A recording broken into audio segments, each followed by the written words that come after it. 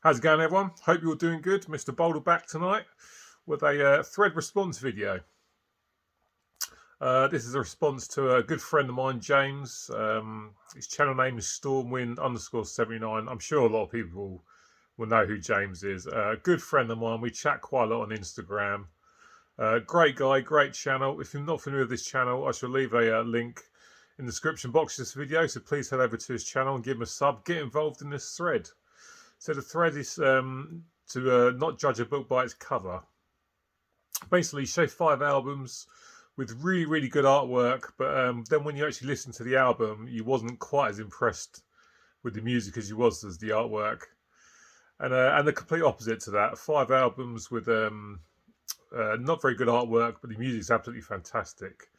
I don't think you have to show 5 of each. I'm just showing 5 of each in this video. So after a little bit of a sip of some cold drink, let's get started. I'm going to start off with the 5 albums where the artwork's amazing, but I'm not as impressed with the albums. Before I say anything else, I do still like these albums. They're just not the knockouts that I thought that they were going to be.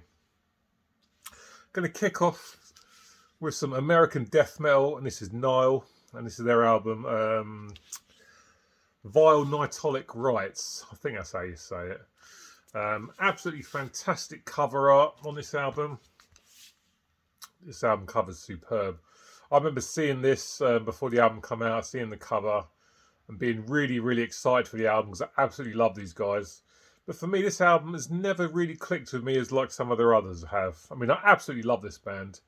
Albums like Black Seeds of Vengeance, In Their Darkened Shrines, Annihilation of the Wicked, For Them Who the Gods Detest, and so on. I absolutely love this band. Usually knock it out of the park every single time. But for me, this album never really enjoyed it as much as the others. There's still good stuff on this, but it's just not as memorable for me. I mean, I definitely miss Dallas Toller Wade being in this band, I have to say. But there's still plenty of good stuff in here, but it's just not as good as their other stuff as far as I'm concerned. I mean, when I first heard the first track, Long Shadows of Dread, absolutely loved it. Absolutely killer. Great stuff. Packed with great riffs. Thundering drums from George Colias as usual. And there's other good stuff on here, like the title track, Seven Horns of War, That Which Is Forbidden, Snake Pit, Mating Frenzy. But there's other tracks on the album that they just stop, start, and you think, yeah, that's okay. But it's kind of lacking the hooks of their other albums, it has to be said.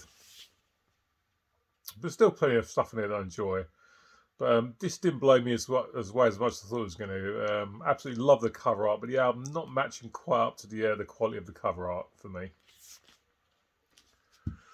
Over here now for some homegrown hard rock, and this is Wayward Sons, and this is their album The Truth Ain't What It Used to Be, which came out in 2019. Their first album, The Ghost of Yet to Come, absolutely floored me. Love every single song on the album, so I was really excited for the follow-up when this came out. Great cover art, as you can see here. But for me, this is nowhere near as good as their first album. I was quite disappointed by this.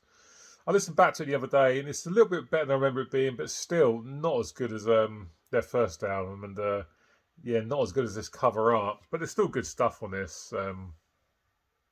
Jokes on You's a great track. Feel Good Hit of the Summer's a great track. Have It Your Own Way, I really enjoy. Title track's good, but then some of it is just kind of forgettable. Definitely lacking some of the catchy choruses of their debut. Good vocals from Toby Jepson. Some nice riffs, but just nowhere near as good as their album artwork is for this, it has to be said. This one fell way short of the mark for me. Still not a bad album, but I was hoping for a bit better, but didn't get it on this occasion. Some homegrown death metal now, and this is Memoriam, The Silent Vigil. This is the second full-length LP from these guys. Obviously, Carl Willits from Bolt Thrower fame, and at the time, Andy Way on the drums. He's since left. So these guys have got 4 albums out, and this is the only one of theirs that I've never really clicked with. It's like I say, it's okay, but it's not as good as the rest of their albums. It has to be said. Fantastic cover art here. So I was really looking forward to this when it came out. And when I heard it, I was just like, yeah, it's okay. But not as good as their debut. And it's not as good as the one that followed it and the most recent one either. Nothing Remains. The title track, Silent Vigil's good. As Bridges Burn, the new Dark Ages. Some good songs on this, but some songs that are just kind of forgettable. Um, yeah, it just hasn't got the energy as much as the other albums. It has to be said for me. There's a lack of hooks, and I just never enjoyed it as much as the others. And it's such a shame because this cover art is absolutely amazing, but the album just is not good as the cover artwork. It has to be said. Still some good stuff to be found here, but definitely my least favourite of their albums. It has to be said. Over to the States now for some death metal. This is Cannibal Corpse and their debut LP from 1990, Eaten Back to Life. Absolutely outstanding artwork here, as you get on all Cannibal Corpse albums. But for me, as far as death metal debuts go and Cannibal Corpse albums go, not one of their best. There's definitely stuff on there that I enjoy. But it's not all killer, it has to be said.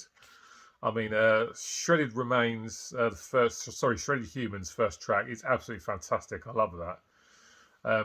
Scattered Remains, Splattered Brains, I love that as well. Born in a Casket, classic riff that kicks that song off. The Undead Will Feast, Skullful of Maggots I really like. But some of the other songs on this album, just they kind of passed me by a bit really. These guys definitely went on to do better stuff. And this is by no means a bad album. But for me, they definitely went on to do better things when they honed their sound. As with a lot of other early death metal releases, this was still quite thrashy in places. They were better when they went on to go full on death metal with the music. Superb cover artwork, but for me, the actual music on the album is nowhere near as good as the artwork. Still a decent listen, but it's not all good. Some very good stuff in there, but some forgettable stuff at the same time. Over to Brazil now, and this is Sepultura and Against, their first album post Max Cavalera. This came out in 1998, if my memory's right. I've always loved this cover art, but this album is not great. It has to be said, and I'm a fan of the Derek Green stuff. I mean, a lot of people shit on the Derek Green era, and I can understand why. I mean, they were better when the Cavalera brothers were in the band. There's no doubt about it. But this isn't a great album. I really like the cover artwork, but a lot of stuff in this is kind of forgettable. Choke I really like, and the title track's good. Floaters in Mud's quite good, but the rest of it, not fussed on at all. It really drags its feet, actually. This album has got absolutely no business being as long as it is. And whereas I love the cover artwork, the music within is just simply not as good, and not one of their best, it has to be said. In fact, one of their weakest as far as I'm concerned. Like I say, I like the Derek Green era stuff, but this is definitely not one of the better ones. They've done much, much better stuff with Derek Green. This was not a good start for that era, has to be said. So now I'm going to go on to the 5 albums with shitty cover artwork, but the music's much, much better. And this first one's quite a well-known bad album cover. So I come over to the UK now, for the guys who started it all, and this is Black Sabbath and Born Again from 1983. I think this was designed by Crusher, who's quite well known over in the UK. He used to do Noisy Mothers back in the day, if you remember Noisy Mothers. He's often at festivals like Bloodstock and Download, sort of announcing bands from the stage. This is the first album they did with Ian, well, the only album I should say did with Ian Gillan on vocals. He replaced Ronnie Dio, and Bill Ward come back, who replaced Vinny Appice, of course. This album gets shit on quite a lot, but I think it's actually quite good. The production's a mess. I don't think the mix is the best either. But there's still plenty of stuff in this that I enjoy, actually. It doesn't deserve its terrible reputation, it has to be said. I mean, the first track, Trashed, is really good. The Dark is great. Zero the Hero, that was covered by Cannibal Corpse. Great song. Digital Bitch is a good song. Title track's good. Yeah, I don't think it's as bad as some people make it out to be. Obviously, the riffing's superb. Tony Iommi here, of course. And I actually like Gillan's vocals with Black Sabbath. I think he suits them quite well. He doesn't suit them as well as Ronnie Dio, of course, and not as good as Ozzy. I mean, he's a better singer than Ozzy, but I think Ozzy's voice suits Sabbath best. But yeah, not an album. It's an album that's not as bad as it's made out to be, as far as I'm concerned. Born Again from 1983. Not the best cover, but the music's definitely better. Sticking with the UK. This is Judas Priest and Turbo. This is Judas Priest chasing the glam metal money back in the mid-80s. And they were quite successful. I mean, the tour off this was a big seller. However, that is a shit album cover. I mean, that looks like something that a kid could draw in middle school when they're about sort of 12 years old. Not a good cover, but I absolutely love this album. A lot of people hate it, but not for me. I've always loved it from the off. I mean, the Turbo Lover track is bloody terrible, it has to be said. It's very laughable. But there's tracks in this that I absolutely love, like Locked In. It's one of my favourite Priest songs. Private Property, Parental Guidance. Wild Nights, Hot and Crazy Days, Hot for Love, Reckless, stuff like that. Much better music than the sleeve artwork would lead you to believe. A lot of people don't like it. I've always loved it. I can understand why old school fans wouldn't like it though, because this was definitely, like I say, chasing the glam metal money. An album that I really enjoy, and it's good stuff from '86, but yeah, bad artwork. Over to the States now, and this is Pantera, Reinventing the Steel, their final studio LP from 2000. Bloody awful artwork here. I mean, to think, for me personally, their Vulgar Display of Power is one of the best album covers ever. This is absolutely shocking. But the music's good. I mean, I won't lie, it took me a long while to warm up to this album. I really quite like it now. It's definitely not one of their better ones though, but there's still plenty of good stuff on show here. Obviously great riffing from Dimebag Darrell. The vocals from Phil are great. Vinian Rex on the rhythm section, superb stuff. Good tracks on this one. First track, Hellbound's good.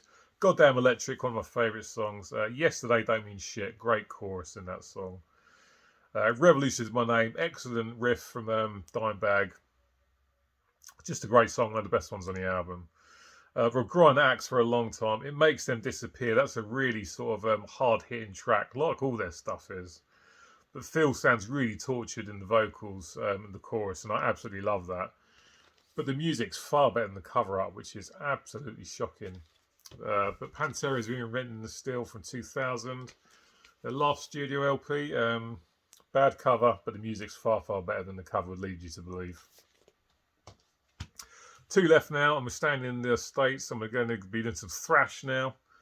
This is the debut LP from legendary thrasher Slayer, Show No Mercy from 1983. Absolutely shocking cover. But the music, thankfully, is far better. Great tracks on this, like you got Evil Has No Boundaries, excellent opening track. Antichrist, for me, an iconic riff at the intro of that song. Absolutely love it. Die by the Sword, another track with a great chorus, some really catchy riffing. Metal Storm Faces Slayer alike, Aggressive Perfector's good. Black Magic, another one of those classic songs that they still played during their set right to the final days. Tormentor, Final Command's a great track. Cryonics, they're definitely going for that new wave of British heavy metal influence on that one. Show No Mercy, and this has got Chemical Warfare in it. I don't think that was on the original press. In fact, I know it wasn't. But yeah, this is a great album, but the cover art is not the best, it has to be said. I don't hate the cover art at all, but the music is far better than the sleeve artwork would lead you to believe. Slow Show No Mercy from '83, their debut album. Yeah, the music's better than the artwork. And up last is another legendarily bad album cover, but I absolutely love this album. One of my favourite bands as well.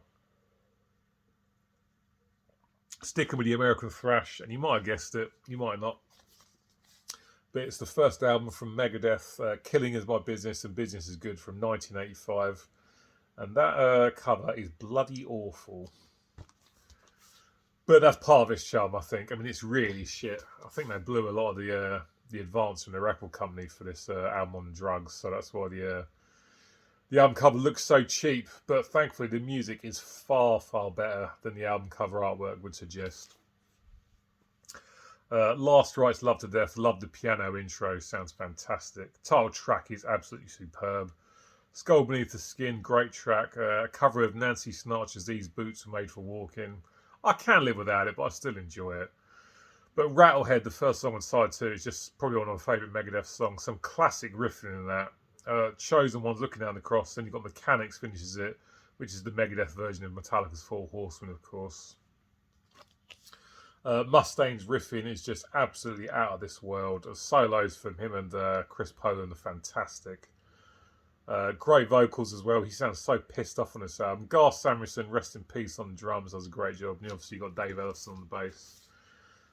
Terrible, terrible cover artwork, but an absolutely fantastic thrash metal album that I just absolutely love. This is one of my favourite thrash metal debuts, no doubt about it. Not a good cover, but the music is far, far better. So there we go. Right, guys, that's it for today. Cheers for watching to the end. Like I say, head on over to James's channel, give him a sub, get involved with this thread. I think it's a really good idea. There won't be a video for me this weekend. That's why I'm shooting this tonight, because in my local town we have one of the biggest musical events in the town for the whole calendar year. So I'm pretty much going to be in the pub the entire weekend. What a shame. I should be back at you at some point. I've got a Bon Jovi album ranking coming soon. I did Def Leppard not long ago, so I'm going to be doing Bon Jovi. And something I forgot to do the other day, I just want to plug my band. We've got a new single out. My band's called Of Concrete Gods. I'll leave a link to our YouTube channel in the description below. We've released a couple of new singles from an upcoming acoustic EP recently. So please head on over to there, give us a sub, watch some of our stuff, check it out. That'd be very much appreciated. I'll be back at you soon, not sure when, but you'll see me at some point. Now take care of yourselves, and I'll see you soon. Goodbye.